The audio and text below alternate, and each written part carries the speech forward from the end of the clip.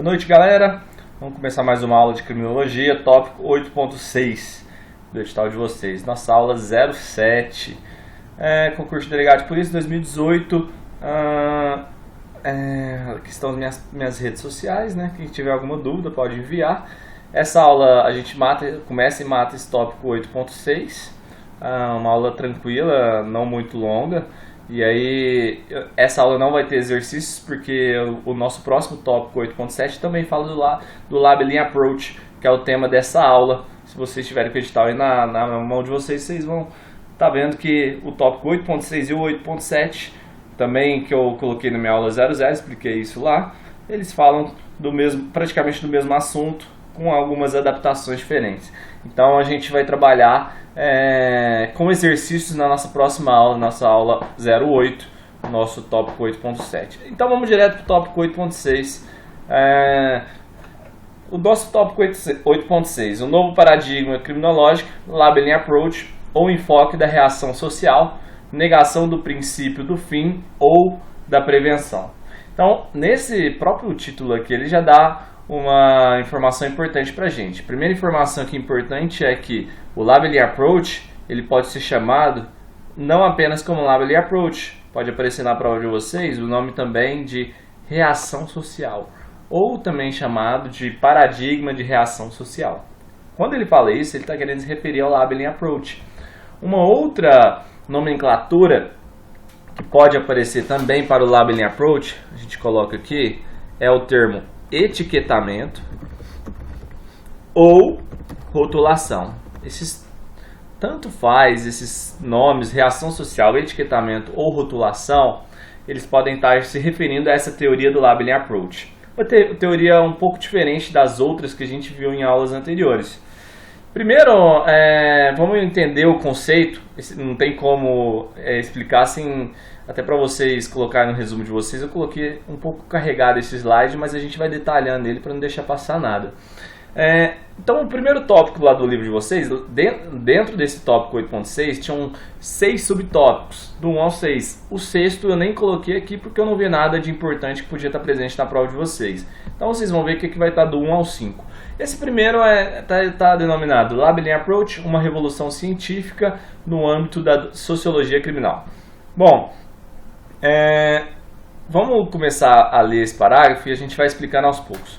Ele fala, não se pode compreender a criminalidade se não se estuda a ação do sistema penal. Já começa com uma informação importante. De cara eu já falo para vocês que o Labeling Approach ele vem criticar essa reação do sistema penal em relação aos indivíduos considerados por eles, pelo próprio sistema penal e pelas leis abstratas, como sendo criminosos. Faz uma dura crítica em relação a esse sistema penal. Então já é algo que a prova de vocês, a FUMARC, pode vir cobrar. Uma teoria que faz uma dura crítica em relação ao sistema penal, sistema de leis e etc, etc. Já começa a pensar no Labeling Approach.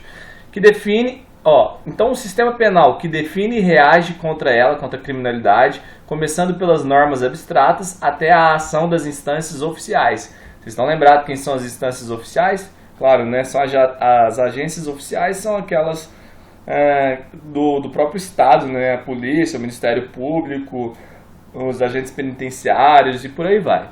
São as agências oficiais, nas nossas aulas a gente falou que são as instâncias formais, não é isso? E que, por isso, o status social de delinquente pressupõe necessariamente o efeito da atividade das instâncias oficiais de controle social da delinquência. Enquanto não adquirir esse status, aquele que, apesar de ter realizado o mesmo comportamento punível, não é alcançado, todavia, pela ação daquelas instâncias. Então, o que ele está querendo dizer aqui para a gente é o seguinte: o indivíduo ele é considerado criminoso porque as instâncias oficiais, o sistema penal, o considera como criminoso. Às vezes não é porque ele simplesmente cometeu um ato ou não. Há uma diferença no sistema penal que considera algo que é considerado como crime e algo que não é como crime. Então é o próprio sistema penal que vem definir quem é o criminoso. Então ele está se baseando nisso. E continuando, ele fala, portanto, este não é considerado e tratado pela sociedade como delinquente. Neste sentido, o Labeling tem se ocupado principalmente com as reações das instâncias oficiais do controle social. De novo, polícias, promotoria e por aí vai. Consideradas na sua função constitutiva em face da criminalidade. Sob este ponto de vista, tem estudado o efeito estigmatizante da atividade da polícia, dos órgãos da acusação pública e dos juízes. Cara, essa palavra aqui é uma palavra bizu. Por quê? Porque qualquer prova de qualquer concurso que caia criminologia e fale de labeling approach, a chance de cair essa palavra se referindo ao labeling approach, ela é gigantesca. Estigmatizar alguém significa você marcar negativamente essa pessoa. Você marcar negativamente essa pessoa é você considerar ela, por exemplo, se você chega numa pessoa e começa a fazer um bullying em cima dessa pessoa. Você está estigmatizando ela, você está marcando ela negativamente. Então, sempre que falar na prova alguma teoria em relação a estigmatizar outros indivíduos, lembra que está falando dessa teoria do labeling approach. Voltando aqui é atividade, na verdade. Bom, um outro detalhe é que, então, resumindo esse parágrafo aqui, o que de claro ficou estabelecido é que a causa do delito é a lei, não quem a viola. Simplesmente não é quem simplesmente viola a lei, por ser a lei que na verdade, assim, porque é a lei que transforma condutas lícitas em ilícitas. Então, a causa do delito é a própria lei, que ele vem querer dizer com esse próprio parágrafo aqui. Então, a lei, ela serve para marcar negativamente um indivíduo, porque é a lei que está considerando que ele é um criminoso. De acordo com a teoria do labeling approach, essa reação social causada, que haja um desvio de um indivíduo e etc., o nosso sistema penal vai considerar que ele é um criminoso. E se você está considerando que uma pessoa é um criminoso, é como se você estivesse estigmatizando esse indivíduo. E aí a gente vai ver mais adiante que essa estigmatização, de acordo com a teoria do labeling approach, que causa a criminalidade. Vocês devem estar pensando, putz, mas que viagem. Vocês vão ver muita coisa legal ainda pela frente aí. Bom, vamos seguir. Nesse segundo parágrafo, ele fala pra gente sobre crime e criminalidade, conceito dentro de labeling approach. Considerados como uma realidade social que não se coloca como pré-constituída à experiência cognoscitiva e prática. Que não se coloca como pré-constituída à experiência cognoscitiva e prática. Então, o cognoscitivo é a pessoa que possui aptidão para conhecer, né? Então, o que ele está querendo dizer aqui pra gente é que tanto o crime como a criminalidade são considerados como uma realidade que não são colocados antes dessas experiências práticas. E ele continua, mas é construído dentro desta experiência. Isso quebra um pouco aquela teoria que a gente viu do positivismo. Porque o positivismo, por exemplo, falava que o indivíduo ele já tinha algo patológico, alguma característica física, por exemplo, que já influenciava ele, que já marcava ele como sendo um criminoso.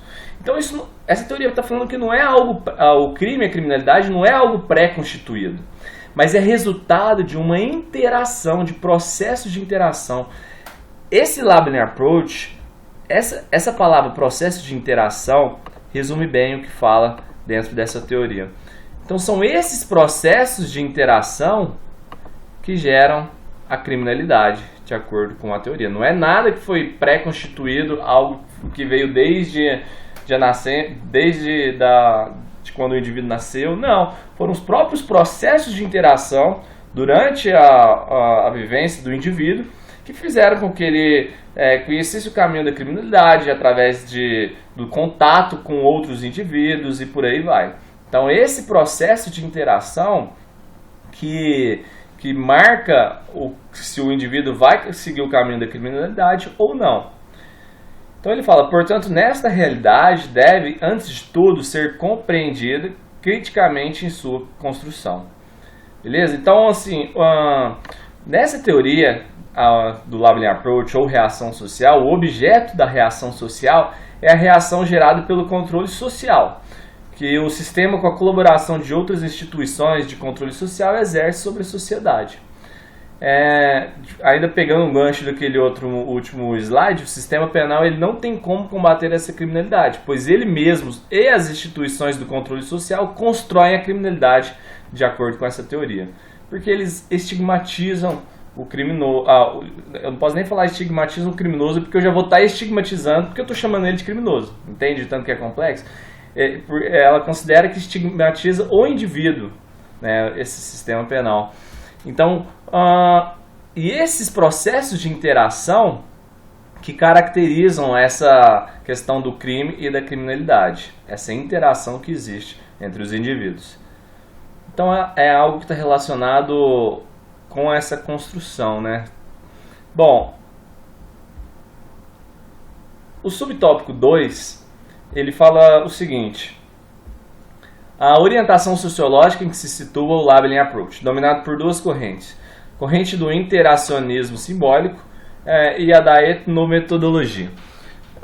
Isso assim é algo mais específico um pouco, mas não vamos deixar passar não. Só alguns simples conceitos sobre duas correntes que possuem dentro dessa teoria do Labeling Approach. Chamado de interacionismo simbólico, ele fala: a sociedade, ou seja, a realidade social, é constituída por uma infinidade de interações, que foi o que a gente falou no slide anterior, concretas entre os indivíduos, aos quais um processo de tipificação confere um significado que se afasta das situações concretas e continua a se estender-se através da linguagem. Então, essa interação é feita através da linguagem, do contato com os indivíduos, e isso vai formando, né, o indivíduo criminoso. Isso pode causar o desvio. Então, esses grupos, essas construções sociais geram interações, e essas interações podem acabar fazendo com que alguns indivíduos desviem, né, acabem seguindo o caminho da criminalidade. Isso é o interacionismo simbólico, é através dessa interação, então, que se explica a criminalidade. Etnometodologia. Essa palavra é meio estranha, né? Essa teoria ela foi criada e quando ela foi criada, o objetivo dela era entrar no cotidiano dos participantes de determinada sociedade e descobrir as regras e os rituais que eles assumem como garantidos para se assegurar. Então ela estava preocupada em avaliar exatamente as regras e os rituais que possuem dentro de uma determinada sociedade.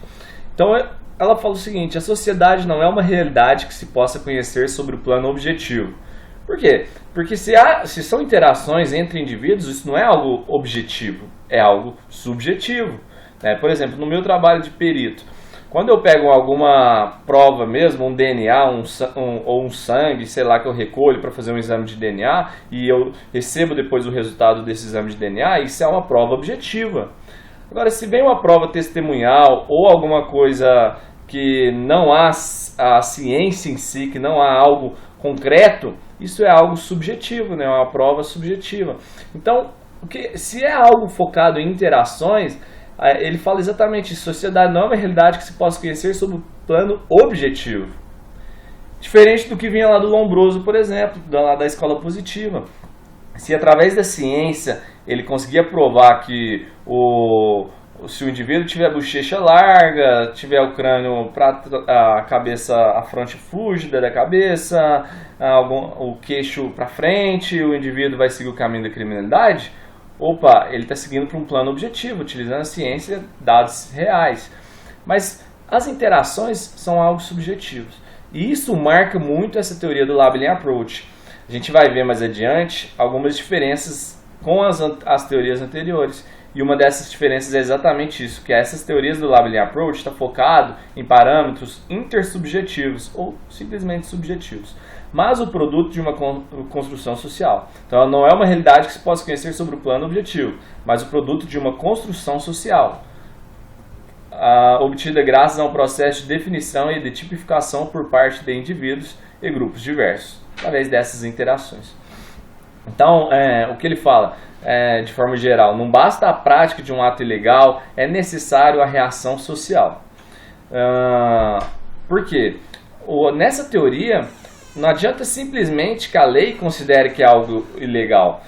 Se é necessário a reação social para que algo seja considerado crime. Por isso chamado de teoria da reação social ou Labeling Approach. Não é simplesmente a prática de um ato ilegal. É necessário essa reação social. Ele fala, infligir Infringir a lei por si só não torna alguém criminoso na visão social. É preciso que este agente desviante sofra a atuação das instâncias oficiais e seja selecionado a integrar o grupo dos sujeitos tidos como criminosos dentro da sociedade.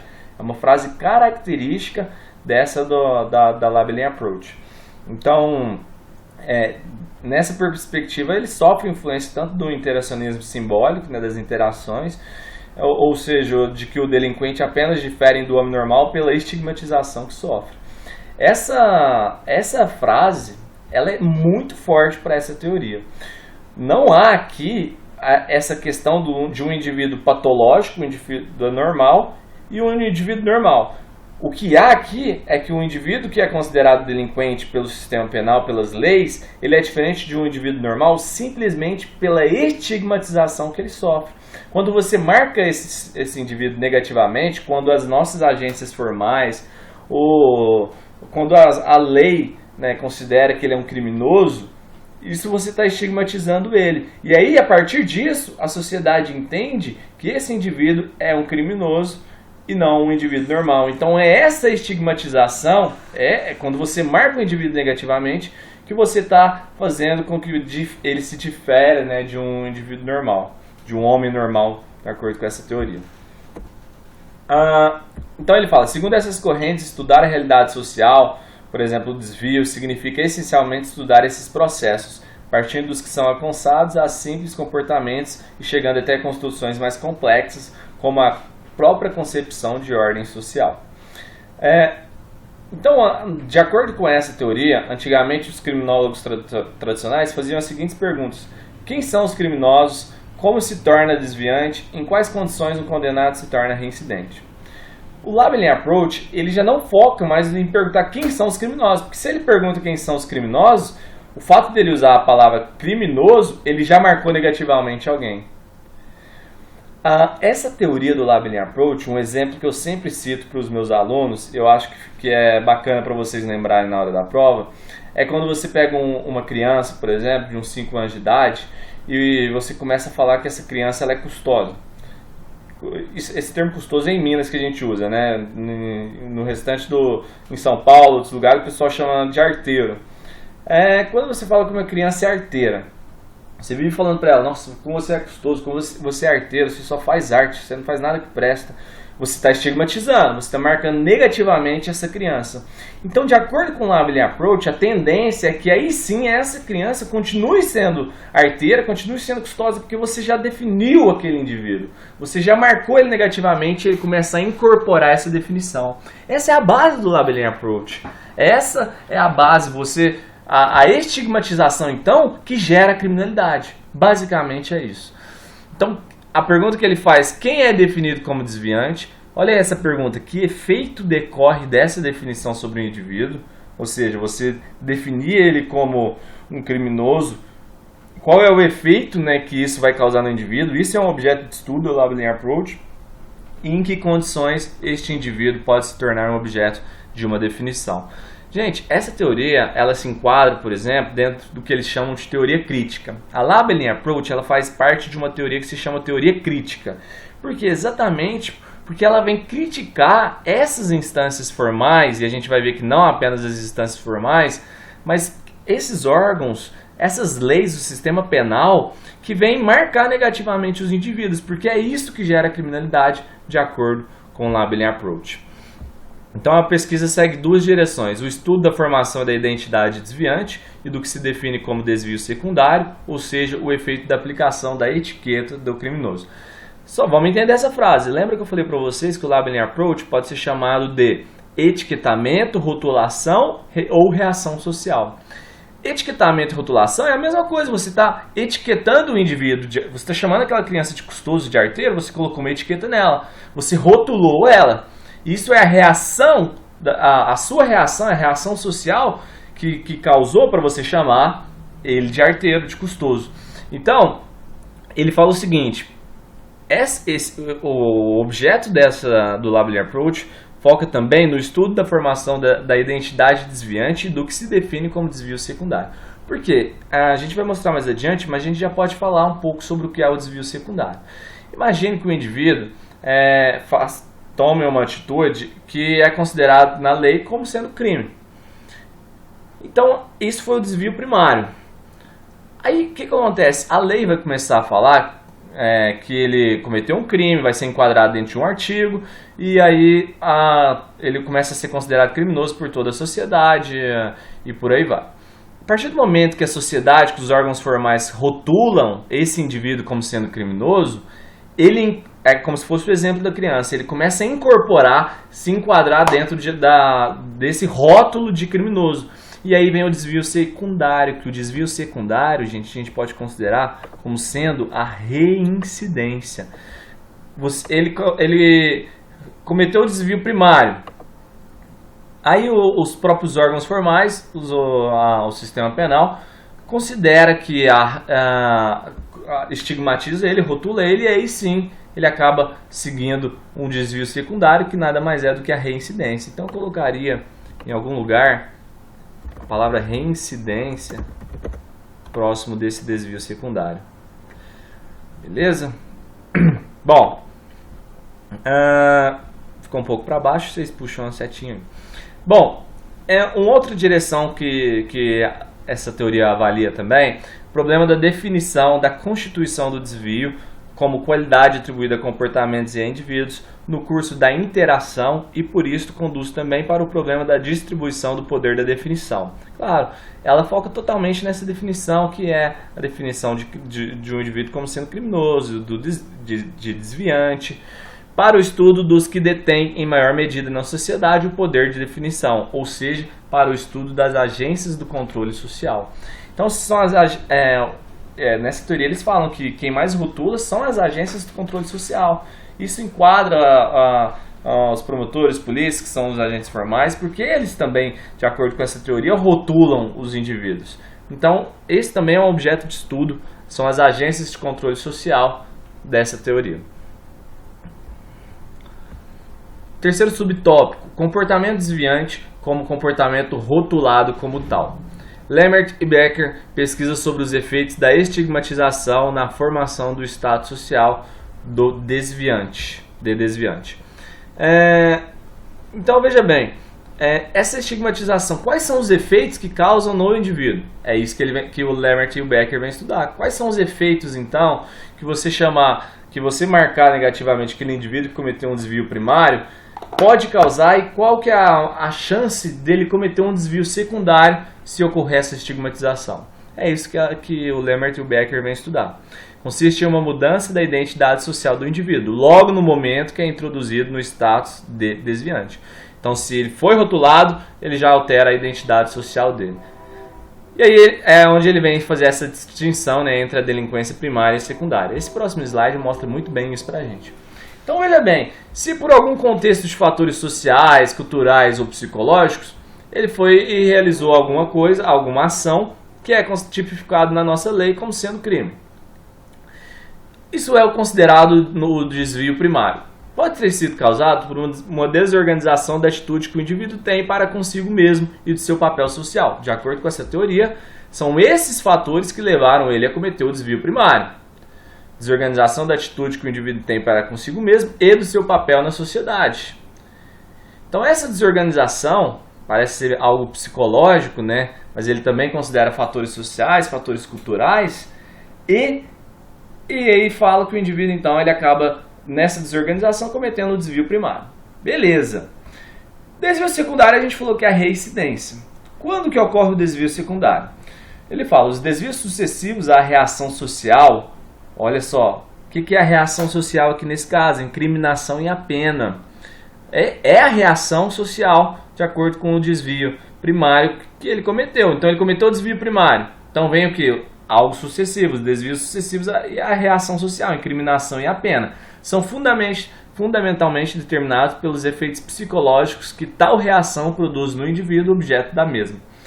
Torna-se um meio de defesa, ataque ou de adaptação em relação aos problemas manifestos e ocultos criados pela reação social ao primeiro desvio. Putz, quando eu falo essa frase, muita gente se revolta, fala, poxa, mas quer dizer então que você está considerando que A culpa não é do criminoso, a culpa são das instâncias que marcam ele negativamente, que estigmatizam, e por causa disso que ele vem desviar novamente.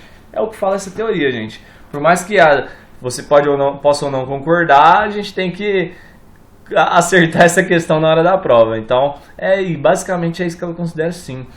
Olha o que ela fala: torne-se um meio de defesa, ataque ou de adaptação. Isso depois do desvio primário. Olha que alguém estigmatizou esse indivíduo, que isso é um meio de defesa, ataque ou de adaptação, esse desvio secundário. Ele cometeu o desvio secundário, torna-se um meio de defesa, ataque ou de adaptação em relação aos problemas manifestos e ocultos criados pela reação social ao primeiro desvio. Então, resumindo, quer dizer então que se não tivesse estigmatizado, de acordo com essa teoria, isso não levaria ele ao desvio secundário. Basicamente é isso. Então, a estigmatização gerou a criminalidade. Beleza? Vamos seguir. O exemplo da criança. Colocam em dúvida o princípio do fim ou da prevenção e, em particular, a concepção reeducativa da pena. Esse slide, a gente dá uma atenção para ele, porque se a gente for voltar lá no primeiro slide da nossa aula, no título mesmo do livro, ele já falava negação do princípio do fim ou da prevenção. E ele vem explicar isso somente nesse subtópico 3, mas no finzinho dele, onde ele fala: colocam em dúvida o princípio do fim ou da prevenção, e em particular a concepção reeducativa. O princípio do fim ou da prevenção, a gente sempre falou que a criminologia moderna, uma das finalidades dela é a prevenção. Só que, vamos ler primeiro para a gente conseguir explicar. Colocam em dúvida o princípio do fim ou da prevenção e, em particular, a concepção reeducativa da pena. Esses resultados mostram que a intervenção do sistema penal, especialmente as penas detentivas, antes de terem um efeito reeducativo, ou seja, o sistema penal, os órgãos formais, antes de terem um efeito reeducativo sobre o delinquente, determinam, na maioria dos casos, uma consolidação da identidade desviante do condenado e o seu ingresso em uma verdadeira e própria carreira criminosa. Então, principalmente com essas penas restritivas de liberdade. As penas restritivas de liberdade, você tem, por mais que procuram-se ter um efeito reeducativo, já houve ali uma estigmatização, você já marcou negativamente. As penas em si, elas já estigmatizam o indivíduo. Então, isso já é considerado que, na maioria das vezes, isso consolida essa identidade desviante do condenado. E aí sim ele ingressa nessa carreira criminosa e aí praticamente não sai mais. Então, por isso que coloco em dúvida esse princípio da prevenção, essa concepção reeducativa. Justamente porque ali já houve a estigmatização. Então, ele já se enquadrou, já se consolidou nessa identidade de criminoso. Aqui é legal, hein? Só um detalhe antes de eu começar a falar disso. Vou colocar algo aqui. Algumas provas de concurso, inclusive algumas provas de delegado, que cai em criminologia, consideram que até então, dentro da escola clássica, positiva, aqui nessa escola a gente está falando do século XX, mais ou menos na década de 60 e 70, viu, gente? Até antes, a gente comentava muito do paradigma, etiológico. Paradigma etiológico, que estavam focados no quê? Nas causas e origens da criminalidade. Com essa teoria do Labeling Approach, a gente passa a focar no paradigma da reação social. Passa a não... Como a gente falou que esses desvios são causados por interações entre os indivíduos e por aí vai, além também dessa estigmatização, causados por essa interação, você não tem causas pré-constituídas, como a gente citou em slides anteriores, não é algo pré-constituído. Então você não está querendo focar simplesmente na causa e origem da criminalidade, você quer avaliar o processo da criminalização. Qual é esse processo da criminalização? Que envolve a reação social. Então, em vez de ser chamado de paradigma etiológico, que nem as outras teorias, essa teoria é chamada de paradigma da reação social. Só que ele vem falar para a gente o seguinte: não constitui uma negação do paradigma etiológico, mas pode ser um complemento da investigação etiológica sobre o desvio criminal. Nesse ponto aqui, nesse capítulo 3, ele fala que ele não considera como uma negação total do paradigma etiológico. Tá? Não foi descartado totalmente, mas é mais voltado para esse processo de criminalização que é o paradigma da reação social. Então ele fala, não deixaram de considerar a estigmatização ocasionada pelo desvio primário, também como uma causa. Se você está considerando isso como uma causa, como origem, isso já é um paradigma etiológico, então não pode ser descartado. Porque se você fala que a estigmatização é que faz com que o indivíduo reincida, que causa o desvio secundário, isso quer dizer então que você está avaliando uma causa, não pode se deixar de lado o paradigma etiológico, que tem seus efeitos específicos na identidade social e na autodefinição das pessoas do objeto de reação social. Só um detalhe, deixa eu ver se tem mais alguma coisa importante que eu queria comentar, né, que tem seus efeitos específicos na identidade social e tá bem claro já. Bom, nesse ponto aqui, deixa eu apagar. Estamos a 30 minutos já. Ele fala o seguinte, esse Thomas Kuhn, ele vem criticar um pouco aquela frase anterior em que havia, por mais que nessa teoria se foque no paradigma da reação social, ainda ele vem criticar quando fala-se que não foi descartado totalmente o paradigma etiológico. Para o Thomas Kuhn, são duas coisas incompatíveis, uma não pode ser ligada com a outra. E aí ele vem e chama, ao invés de paradigma de reação social, paradigma do controle. É um outro nome, né? Mas, enfim, não se confundam com isso. E aí ele vem citar por quê. Algumas diferenças, por que ele vem falar que é incompatível. Primeiro porque um paradigma etiológico é considerado como sistema objetivo, que nem a gente comentou anteriormente, e sistema objetivamente reconhecível de normas pré-constituídas. Ele fala também que o paradigma etiológico considera o comportamento dos sujeitos de duas formas, como eles sendo normais e desviantes, duas classes distintas. Então há os indivíduos normais e há os indivíduos desviantes. Há os comportamentos normais e há os comportamentos desviantes. E terceiro ponto, que ele utiliza a concorrência dos fatores do desvio para intervir sobre eles, modificando-os. Se você sabe quais são as causas do desvio, você consegue saber. Então, se você cessar essas causas, você consegue cessar as consequências. Então, você consegue intervir sobre os indivíduos delinquentes. São algumas características dos paradigmas etiológicos. Paradigma do controle é diferente. Ele vem querer falar quais são as condições da intersubjetividade. Lembra que não é mais algo objetivo aqui. A gente está focado na intersubjetividade, porque são avaliados os processos de criminalização através das interações, da atribuição de significados em geral e particularmente do desvio. Qual é o poder que confere a certas definições uma validade real? Qual é o poder da estigmatização? Basicamente é isso. Bom, vamos para o nosso antepenúltimo slide, o tópico 4, subtópico 4. As direções teóricas que contribuíram para o desenvolvimento de duas dimensões do paradigma da reação social. Então, principalmente com esse Kecksen que fala, e Becker, ele fala o seguinte: objeção levantada por Kecksen à teoria de Becker. Segundo Becker, no processo do labeling, a gente comentou sobre o Lemert e o Becker rapidinho, segundo este último Becker, né, no processo de labeling, um comportamento transgressor da norma torna-se um comportamento desviante.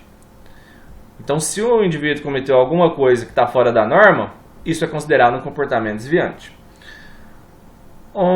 Aqui aí o Kecksen vem falar o seguinte: o comportamento transgressor da norma seria um comportamento já qualificado de modo valorativo. Ou seja, se você já está falando que é um comportamento transgressor da norma, isso você já estigmatizou, você já marcou negativamente, é isso que ele vai querer dizer.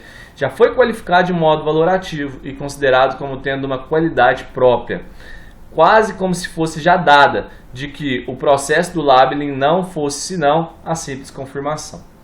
Acho difícil cair isso, né, gente? Mas é mais uma divergência assim, que ele quis mostrar entre a teoria do Kecksen, putz, difícil falar esse nome, hein? E a teoria do Becker. Ele simplesmente fez uma crítica, né, em relação à teoria do Becker, porque o Becker considerou esse termo comportamento transgressor da norma, mas isso já é algo valorativo de acordo com Kekizen, né? De acordo com ele, você já marcou negativamente só com essa definição. Assim, pode-se aceitar a afirmação de Kekizen, segundo a qual o problema de definição, ou seja, o problema da validade do juízo, pelo qual a qualidade do desviante é atribuída a um comportamento ou a um sujeito, é o problema central de uma teoria do desvio e da criminalidade aderente ao Labeling Approach. Então, esse é um grande problema, né? Você utilizar essas definições, você utilizar essas teorias do desvio, sempre tem que tomar muito cuidado com essas definições para não emitir juízos, né? E aí, nesses próprios juízos, você pode estar estigmatizando, você pode estar marcando negativamente o indivíduo. O último tópico que a gente vai ver, os processos de definição do senso comum na análise dos interacionistas e dos fenomenólogos. Bom, aqui ele fala o seguinte: os processos de definição que se tornam relevantes dentro do modelo teórico em exame não podem limitar aqueles realizados pelas instâncias oficiais de controle social, mas antes se identificam em primeiro lugar com os processos de definição do senso comum, os quais se produzem em situações não oficiais. Lembra quem são os agentes não oficiais, os agentes informais? São os nossos amigos da igreja, são o pessoal do clube, o pessoal do trabalho, aquilo que não vem do Estado, né? São os nossos contatos sociais, as nossas construções sociais que não vêm do próprio Estado. Mas essas construções sociais dos próprios indivíduos que estão no nosso meio e até um pouco fora também, fazem parte do senso comum. E esse senso comum também pode estigmatizar. Não são apenas os órgãos formais, não é apenas a lei que estigmatiza, mas também esses indivíduos que fazem parte do senso comum, antes mesmo que as instâncias oficiais intervenham, ou também de modo inteiramente independente de sua intervenção. Às vezes, o que ele está querendo dizer aqui é que, mesmo quando as instâncias formais elas não definam o indivíduo como criminoso, o próprio senso comum ele se antecipa e, às vezes, ele se estigmatiza primeiro, independente dos órgãos oficiais. Então, ele fala: interpretação é que decide o que é qualificado como desviante e o que não o é, e não o comportamento por si mesmo. Então, veja bem, essa frase que ele fala aqui, exatamente porque é essa interpretação que vai causar uma reação social. É essa interpretação que vai fazer com que o senso comum, por exemplo, com que os órgãos públicos, né, definam se vai ser considerado um crime ou não. Então é a interpretação que decide o que é qualificado como desviante e o que não é. E não o comportamento por si mesmo. Não é o comportamento, então, que vai definir se é crime ou não, e sim a interpretação. Bom, último slide, ele fala o seguinte: o que é a criminalidade se aprende de fato pela observação da reação social diante de um comportamento, no contexto da qual um ato é interpretado. Se a gente falou que é a interpretação que define o comportamento desviante, exatamente é o que ele vem falar aqui, no contexto da qual um ato é interpretado de modo valorativo como criminoso e o seu autor tratado consequentemente. Para que um comportamento desviante seja imputado a um autor, é necessário que desencadeie uma reação social correspondente. O simples desvio objetivo em relação ao modelo ou a uma norma não é suficiente. Frase bacana também essa daqui. Para que um comportamento desviante seja imputado a um autor, é necessário que desencadeie uma reação social correspondente. O simples desvio objetivo em relação ao modelo ou a uma norma não é o suficiente. Vamos pegar um exemplo. Se você vai lá, pega e invade a casa do seu vizinho. Vamos supor que você invade a casa do seu vizinho, entra lá, mas não furta nada, não quebra nada, não comete nenhum dano. Só que você invadiu o domicílio dele, você fez algo que de acordo com as leis não poderia ter sido feito. Só que você não fez nada e saiu e voltou para sua casa. Você não causou nenhum efeito naturalístico, a gente pode dizer dessa forma. Então, de acordo com a lei e sistema penal, você cometeu um crime de qualquer forma. Você invadiu o domicílio de outrem. Só que, de acordo com o Labeling Approach, você não desencadeou uma reação social, então isso não é o suficiente para ser considerado um desvio. Basicamente é isso. Para finalizar, esse indivíduo, Petter, é difícil falar o nome desses caras, eu vou chamar só de Petter. O Petter reagrupa em duas categorias: convencionalidade e teoricidade.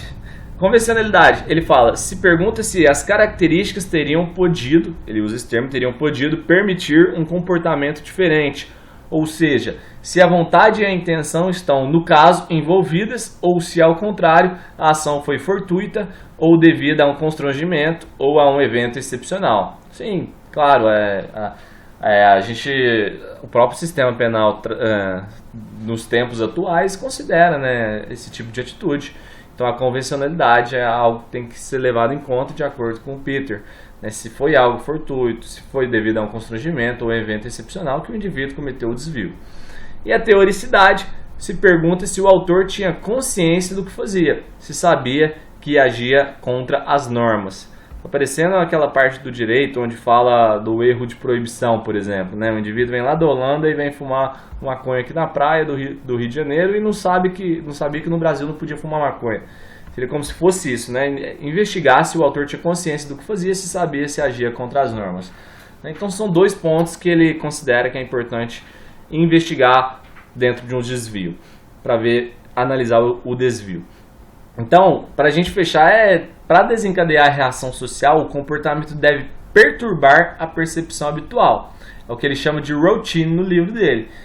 O routine que suscita entre as pessoas implicadas uma indignação moral, um embaraço, uma irritação, um sentimento de culpa. Ou seja, nesse caso você desencadeou uma reação social. Esse comportamento, que eu falei, aí sim ele perturba a percepção habitual. E aí ele gera essa indignação moral, essa irritação, esse sentimento de culpa. Beleza, gente? Essa teoria, ela difere bastante das outras, e isso pode parecer um pouco confuso para a gente nesse momento. Mas eu já falo de antemão para vocês, gente. Quando a gente começar a fazer os exercícios, vocês vão ver que vai estar tudo... Ele não vai pegar detalhes tão específicos assim. É bom a gente aprofundar um pouco para a gente considerar os exercícios como fáceis quando a gente for fazer. Percebam que a gente está fazendo exercício de nível altíssimo, de defensor, de delegado de polícia, da Polícia Federal e por aí vai. Na próxima aula a gente vai continuar falando de Labeling Approach, mas já é o próximo tópico do edital de vocês, e aí eu já venho com algumas questões em cima disso. Isso cai bastante em prova do concurso. E aí, quando vocês forem fazer essas questões, vocês vão lembrar de algumas coisas dessa aula que vai ajudar bastante nessas questões. E aí, com as questões, vocês vão ver o quanto vai fortalecer a teoria. Beleza, gente? A gente finaliza essa aula aqui agora e espero gravar em breve, não vou demorar. Espero que dentro de uns 3 dias aí eu já grave essa próxima aula e disponibilizo para vocês aí. Beleza, gente? Obrigado, um abraço, tamo junto, bons estudos.